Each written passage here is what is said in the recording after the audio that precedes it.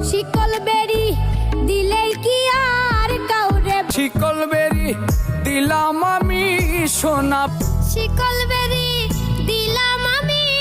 তো hello guys, কেমন আছেন সবাই? আশা করছি প্রত্যেকে অনেক অনেক ভালো আছেন। সো গাইস, নতুন ভিডিওতে আপনাদের সকলকে স্বাগত জানাচ্ছি। গাইস, আজকের এই ভিডিওতে আপনাদের মাঝে উপস্থাপন করা হবে হচ্ছে বাউল শিমুল হাসানের শিকলবেরি গানটি 5টি শিল্পীর কণ্ঠে গেয়ে কে কত ভিউজ পেয়েছেন, বর্তমানে কার গানগুলো সবচেয়ে বেশি ট্রেন্ডিং এ রয়েছে তাও জানতে পারবেন আজকের এই ভিডিওটিতে। তাই বন্ধুরা, এখনো যারা এই ভিডিওটিতে একটি লাইক দেননি তারা অবশ্যই একটি লাইক দিয়ে পুরো ভিডিওটি শুরু থেকে শেষ পর্যন্ত দেখতে থাকেন। তাহলে চলুন বন্ধুরা, আর বেশি দেরি না করে মূল ভিডিওটি শুরু করা যাক। এই সময় কম, শুরু করো।